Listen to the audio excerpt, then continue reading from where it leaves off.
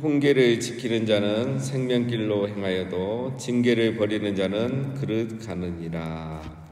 자, 여기서 이제 훈계를 지키는 자 이렇게 말씀하고 있는데 이제 다 동일하게 생각하시면 됩니다. 말씀을 지키는 자, 지혜자, 지혜를 따르는 자 이렇게 보시면 되겠고, 자, 이런 지혜자들은 결국 어떻게 됩니까? 생명길로 행하게 되죠. 그러나 징계를 버리는 자는 훈계 듣기를 거부하는 자, 또 우매한 자, 다 같은 말로 보면 되겠습니다. 자, 그릇 행하게 된다는 거죠. 자, 훈계를 듣기 싫어하는 사람들의 모습은 그릇 행하게 되어 있습니다. 왜 그렇습니까? 여러분, 사람들은 자기 생각대로 하고 싶어 하죠. 자기 마음대로 하려고 합니다. 말씀의 훈계, 그리고 사람의 훈계를 듣지 않으려고 합니다. 그래서 결국 어떻게 됩니까? 자기 생각대로 갔는데 그 길이 그릇된 길인 거죠. 아무리 주변에서 말을 해도 듣지 않습니다. 아무리 설교를 들어도 그게 자기 것이 되지 않습니다. 알아듣지는 못하는 거죠. 자기의 생각이 옳다고 생각하죠. 그래서 그렇게 행하다가 결국은 그릇된 길에 가게 된다는 거죠. 자, 18절부터 21절은 언어에 대해서 말합니다. 미움을 감추는 자는 거짓된 입술을 가진 자요, 중상하는 자는 미련한 자이니라. 말이 많으면 허물을 면하기 어려우나 그 입술을 제하는 자는 지혜가 있느니라. 의인의 혀는 수능과 같거니와 악인의 마음은 가치가 적으니라. 의인의 입술은 여러 사람을 교육하나 미련한 자는 지식이 없어 죽느니라. 자, 우리가 평상시에 많이 알고 인용하는 말씀들이죠. 자, 여기서는 의인의 언어 생활과 악인의 언어 생활에 대해서 말합니다. 자, 악인의 언어 생활의 특징은 뭡니까? 보면은 거짓말과 중상모략하는 말을 많이 한다 이거죠. 진실함이 없는 말, 그리고 남을 헐뜯는 중상모략을 많이 하는 거죠. 그래서 입만 열면 거짓말, 입만 열면 남을 흉보는 그런 말을 하는 거죠. 좋은 말을 할 줄 모르는 겁니다. 우리가 이런 사람을 경계해야 되는 거죠. 자, 그 다음 두 번째 특징. 자, 첫 번째 특징은 어떤 질적인 문제라면 두 번째 특징은 양적인 문제죠. 말이 많다는 겁니다. 말을 많이 하는 겁니다. 말이 많다는 것은 통제를 못 한다는 거죠. 그래서 이런 사람은 허물을 면하기 어려운 때가 오는 거죠. 자기 말의 열매를 자기가 거두게 되어서 결국은 허물을 면하지 못하는 때가 오는 겁니다. 지혜는 입술을 제어하는 능력입니다. 지혜가 없기 때문에 말이 많아지고 허물과 죄가 늘어나는 거죠. 말이 많을수록 허물과 죄도 많아지는 겁니다. 세 번째, 그래서 이 악인의 언어는 영향력이 없는 거죠. 따라서 20절에 보면은 악인의 말은 가치가 없다 이렇게 되어 있습니다. 반면에 의인의 언어 생활 어떻습니까? 21절에 보면 의인의 입술은 여러 사람을 교육하나. 의인의 입술은 영향력이 있다는 거예요. 지혜로운 사람, 의로운 사람이 말하면 그 말을 사람들이 듣습니다. 왠지 저렇게 해야 될 것 같고 저렇게 하는 게 맞는 것 같고 그렇게 따라가게 되어 있죠. 또 20절에 보면 의인의 혀는 수능과 같다 이렇게 되어 있습니다. 의인의 말은 정직하죠. 그리고 수는 최고의 가치가 있는 거죠. 의인의 말은 정직하고 지혜가 있어서 영향력이 있는 겁니다. 그래서 사람들에게 교육이 되는 거죠. 교훈이 되고 훈계가 되는 겁니다.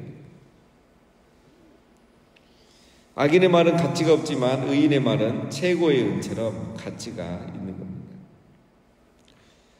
여러분, 우리가 의인과 악인을 어떻게 구별할 수 있겠습니까? 지혜자와 우매자를 어떻게 구별할 수 있겠습니까? 내가 지혜자인가 우매자인가 어떻게 알 수 있겠습니까? 언어 생활을 보면 알 수 있는 거죠. 언어가 곧 언어 생활이 곧 인격이고 언어 생활이 곧 신앙이죠. 언어가 그 사람의 인격과 신앙을 넘어설 수 없는 겁니다. 둘러대기 잘하고 완전한 거짓말은 아닌데 뭔가 좀 듣고 있으면 찝찝하고 정직하지 않고 말할 때 보면 항상 그때그때 다른 거. 이거 다 우매자들이 하는 거고 악인들이 하는 거죠. 그래서 여러분, 내가 지혜자인가 우매자인가 나의 언어 생활을 보면 알 수가 있는 겁니다. 그리고 우리가 사람을 볼 때 이 언어 생활이 그의 인격과 신앙이기 때문에 잘 듣고 분별해야 돼요. 우리 한국 사람들의 특징은 잘 믿는 거죠. 말한 대로 믿는 거죠. 그러다 보니까 사기도 많이 당하는 거예요, 여러분. 전 세계에 사기 범죄가 가장 많은 나라 중에 하나가 우리나라입니다. 우리나라 어떤 수준, 이 국민 수준, 경제 수준에 비하면 이 사기 범죄가 너무 많은 거예요. 경찰들이 굉장히 힘들어합니다. 이거는 뭐 찾기도 힘들고 잡기도 힘들고 또 증거 제시하기도 쉽지 않지 않습니까? 그 말은 뭐냐, 우리가 이 분별을 잘 하지 않는다는 거예요. 사람의 말을 들으면서 분별할 줄 알아야 됩니다. 이 말이 정말 정직한 말인가, 그리고 또 상대방의 말도 들어야 되는 거죠. 그래야 우리가 이 우매자들에게 속지 않고 또 악인들에게 그들의 음모에 넘어가지 않는 겁니다. 자, 그 다음에 22절, 여호와께서 주시는 복은 사람을 부하게 하고 근심을 겸하여 주지 아니하시느니라. 자, 여기서 우리가 두 가지를 알 수 있죠. 첫 번째, 여호와께서 주시는 복. 복은 여기서 말하는 것은 부를 말하죠. 부는 사람이 노력해서 성취하는 것이 아니라 하나님의 선물이라는 겁니다. 여호와께서 주시는 복, 여호와께서 주시는 부, 그죠? 내가 부를 쟁취하는 게 아니라 하나님이 주시는 겁니다. 물론 우리가 열심히 노력하고 아끼고 전략하고 모아서 재물을 모으고 그래서 부해지는 거 맞습니다. 그러나 그것도 하나님이 허락하셔서 되는 겁니다. 뭘 보면 알 수 있습니까, 여러분? 아무리 노력하고 정말 고생하고 저 사람 같은 사람이 부자가 되고 잘 살아야 되는데 그렇게 해도 안 되는 사람이 있어요. 그 사람이 잘못해서입니까? 게을러서입니까? 아니잖아요. 능력도 있고 성실한데 부지런한데 어떤 사람은 되는데 어떤 사람은 안 되는 거야. 하나님이 허락하시는 겁니다. 허락하셔서 오늘 우리가 재물을 갖고 또 부하게 되고 그렇게 되는 겁니다. 그러나 또 한 가지 기억할 것은, 그렇다고 해서 부의 정도가 하나님의 축복이 많고 적음을 말하는 것은 또 아닙니다. 그걸 가지고 하나님의 복을 받았다, 복을 받지 못했다 이렇게 말하는 것은 또 아주 그냥 다른 이야기죠. 그런 것은 하나님의 주권이죠. 하나님의 주권입니다. 중요한 것은 내가 지금 어느 정도 있든지 하나님이 주신 것으로 생각해야 된다는 거죠. 그게 신앙의 사람이죠. 두 번째, 하나님이 주시는 복은 근심과 함께 주지 않는다는 거죠. 우매자는 불의의 재물을 모으니까 여러분 어떻습니까? 근심, 걱정이 늘 있죠. 불안하죠. 내가 이렇게 많은 돈이 있는데 언제 잃어버릴지 모르니까, 언제 한순간에 망할지 모르니까 생각보다 많이 불안해한다 하더라고요. 그러나 하나님이 허락하신 재물, 그렇게 해서 부유해진 사람은 평안과 또 안전을 하나님이 함께 주시기 때문에 근심하지 않는다는 겁니다. 자, 23절, 미련한 자는 행악으로 낙을 삼는 것 같이 명철한 자는 지혜로 낙을 삼느니라. 악인에게는 그 두려워하는 것이 임하거니와 의인은 그 원하는 것이 이루어지니라. 의인과 악인의 기쁨과 슬픔에 대해서 말하죠. 자, 우매자는 어떤 사람입니까? 악을 행하는 것을 좋아하는 거예요. 악을 행하는 것을 좋아하는 사람입니다. 지혜자는 지혜를 소유하는 것을 낙으로 삼고 기뻐하는 거죠. 여러분, 그럼 우매자가 악을 행하는 걸 좋아해요.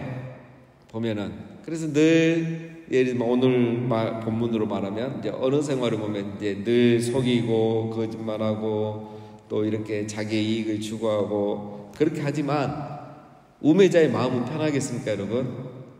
안 그렇죠. 사람은 다 이 양심이 있잖아요. 그래서 우매자가 아무리 그렇게 해도 자기 안에는 죄의식이 있고 그리고 두려움이 있는 거예요. 이러다가 잘못되면 어떡하지? 이러다가 들통나면 어떡하지? 이러다가 나중에 마지막에 안 되면 어떡하지? 늘 그런 두려움이 있어요. 근데 어떻게 되면 오늘 말씀해 보면 24절에 악인은 그의 두려워하는 것이 그에게 임한다는 거예요. 그렇게 된다는 겁니다. 자기가 두려워하는 거, 자기가 생각하는 거, 자기가 행한 대로 심판을 받게 되어 있다는 거예요. 그러나 지혜자는 어떻습니까? 정직과 지혜로 행함으로 자기가 원하는 것을 이루게 되어 있다 이거죠. 이루어지는이라죠. 여러분, 우리 사람의 앞길에 어떻게 되는가? 굳이 우리가 10년을 기다리고 20년을 기다리지 않아도 되는 겁니다, 여러분. 그 사람의 지금 지혜자의 삶을 사는가 우매자의 삶을 사는가 보면 이 사람의 10년, 20년 뒤의 미래를 우리가 알 수 있는 겁니다.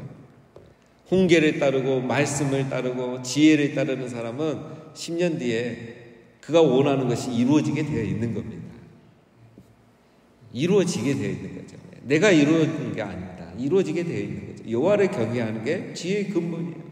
여호와를 경외하면서 그렇게 살아가면 결국 원하는 것이 이루어지는 겁니다. 그가 원하는 것은 나쁜 게 또 아니거든요.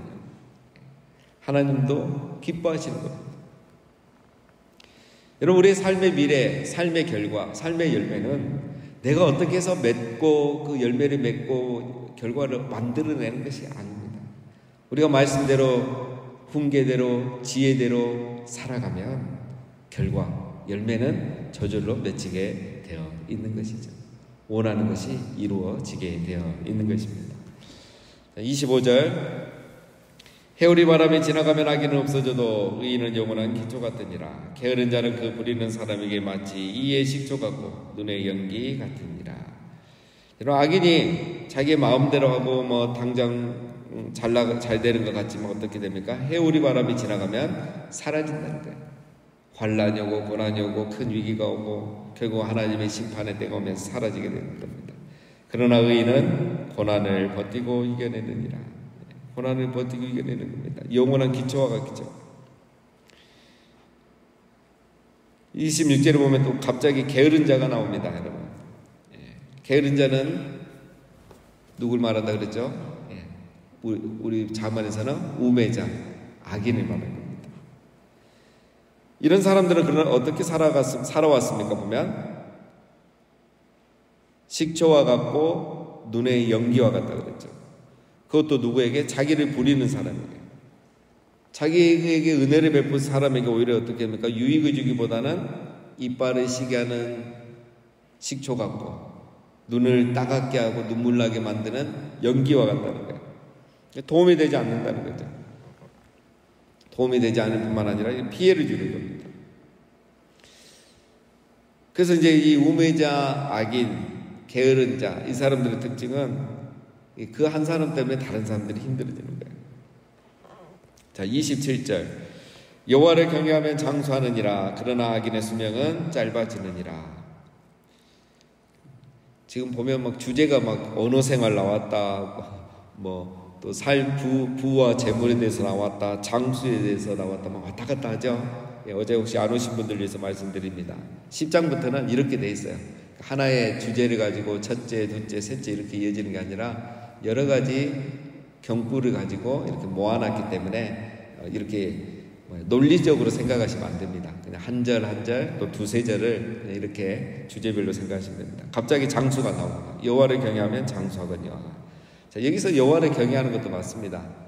이거는 지혜자를 말합니다. 훈계를 듣는 자를 말하죠. 그런 사람들은 장수의 축복을 받는다라는 거예요. 그러면 우리가 또 이제 의문이 있죠. 그러면 일찍 죽는 분들, 100세까지 살지 못한 분들은 그럼 여호와를 경외하지 않고 살았단 말인가? 축복을 받지 않았단 말인가? 그것은 아닙니다.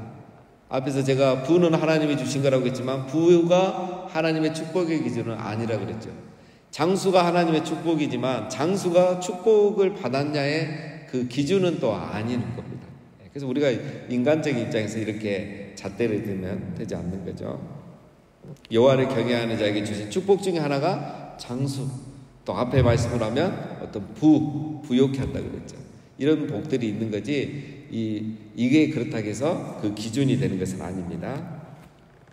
28절 의인의 소망은 즐거움을 이루어도 악인의 소망은 끊어지느니라. 자, 의인은 소원이 이루어지는 것을 맛보게 된다 이거죠. 기쁨을 맛보게 될 겁니다. 그러나 아기는 기대하는 것이 이루어지지 않는다는 거죠. 아마 이 아기는 이미 이루어질 수 없는 것이거나 자기의 욕심에 관한 것을 소원했을 것입니다. 악인이기 때문에 여러분 소망이 이루어지지 않는 것도 있지만 그 소망 자체가 이루어질 가치가 없는 거죠. 자기를 위한 거고 악한 거겠죠. 그러나 여러분 의인은 그 소망 자체가 선한 거죠. 하나님이 기뻐하시는 거죠. 그래서 이루어지게 되어 있는 것입니다. 그래서 여러분 우리가 정말 선한 마음을 가지고 있고 그런 마음으로 기도하고 있다면 그건 언젠가 다 이루어지는 거예요. 왜? 우리가 의인이기 때문에. 자, 29절 여호와의 도가 정직한 자에게는 산성이요 행악하는 자에게는 멸망이니라. 자, 하나님의 도 말씀을 말하죠. 정직한 자에게는 산성이지만 의인에게는 멸망의 도가 되는 겁니다. 자, 로마서 말씀과 똑같은 거죠. 똑같은 하나님의 말씀인데 어떤 사람에게는 그게 산성이 돼요. 자기를 지켜주고 힘을 주고 위로를 주고 격려가 되는 거예요. 근데 악인에게는 그 말씀이 자기에게 도움이 되지 않아요. 오히려 거침이 되죠. 심판의 기준이 되죠. 그래서 악인에게는 오히려 여호와의 말씀이 멸망이 되는 겁니다. 의인은 하나님의 말씀을 듣고 훈계를 듣고 말씀대로 순종하려고 하니까 당연히 그 말씀이 그들에게 산성이 되는 거죠. 그 삶 자체가 이미 산성이 된 겁니다. 그러나 악인은 자기 생각대로만 하려고 하기 때문에 말씀이 아무런 도움이 되지 않는 거죠. 그 삶 자체가 이미 고통이고 멸망이 되는 겁니다. 자, 30절 의인은 영영이 이동되지 아니하여도 악인은 땅에 거하지 못하게 되느니라. 의인은 영원히 요동하지 않지만 악인은 말씀과 지혜를 무시하므로 오늘 말씀에 의하면 장수하지 못하고 수명이 짧아지고 그래서 하나님이 주신 기업을 주신 땅에서 오래 사는 그런 축복을 누리지 못하는 거죠. 여러분 우리 모두는 가나안 땅에 들어가고 싶어 합니다. 이스라엘 백성들이 그랬던 것처럼. 그런데 가나안 땅에 사는 것도 중요하지만 더 중요한 것은 뭐겠습니까? 가나안 땅에서 순종하면서 평안하게 장수하며 사는 것이 중요한 거죠. 이것이 진정한 축복이죠. 이스라엘 백성들은 가나안 땅에만 들어가면 끝난다고 생각했습니다. 그러나 그 땅에 들어가면 뭐합니까? 그 땅에서 축복을 누리면서 오래 사는 게 중요한 거죠. 그 땅을 누리는 게 중요하죠. 우리가 예수 그리스도로 말미암아 구원받았지만 중요한 것은 구원받고 말씀에 순종하고 훈계를 들음으로 지혜를 따름으로 평안한 삶, 이 땅에 장수하며 거하면서 사는 그 땅을 누리며 사는 삶이 더 중요한 것입니다. 그것이 진정한 축복인 거죠. 자, 마지막 31절 다시 언어 생활을 말합니다. 의인의 입은 지혜를 내어도 패역한 자는 배임을 당할 것이니라. 의인의 입술은 기쁘게 할 것을 알거늘 악인의 입은 패역을 말하느니라. 다시 언어 생활에 대한 교훈이죠. 의인은 어떤 말이 적절하고 은혜를 끼치는지 알아서 그런 바른 말을 합니다. 이미 어제 우리가 한번 다뤘습니다. 그렇죠? 악인은 지각이 없어서 마음에 쌓은 악을 입으로 내뱉는 거죠. 그래서 이 언어 생활이 인격이고 그 신앙이란 것을 알 수가 있는 거죠. 의인은 마음에 지혜를 심고 입으로 지혜를 자라게 하며 지혜로운 행동을 해서 좋은 열매를 맺고 그 열매를 먹고 사는 겁니다. 그러나 악인은 오늘 말씀에 보면 폭력적이고 파괴적이고 결국 타인에게 고통과 해만 준다는 거죠. 왜냐? 악인은 마음에 쌓은 것이 악이기 때문에 그렇다는 거죠. 자, 오늘은 여러 가지 주제를 우리가 살펴봤습니다. 특별히 오늘은 언어 생활입니다. 악인의 특징은 거짓말과 중상모략, 그리고 말이 많아서 허물과 죄가 많아지고, 그리고 말에 영향력이 없다는 겁니다. 그러나 의인은 말에 영향력이 있는 거죠. 다른 사람에게 영향력을 주는 겁니다. 그 말은 정직하고 지혜가 있어서 영향력을 주는 게 의인의 언어 생활입니다. 그리고 그런 의인에게는 하나님께서 복을 주시되 근심이 없는 복을 부요함을 주신다는 거죠. 우리 모두가 의인으로서 오늘 하루도 정말 최고의 은과 같은 그런 언어 생활을 해서 다른 사람을 유익하게 하고 하나님을 기쁘시게 하고 그래서 하나님의 축복, 하나님이 주시는 복을 누리시는 우리 모두가 다 되시기를 주님의 이름으로 축원드립니다.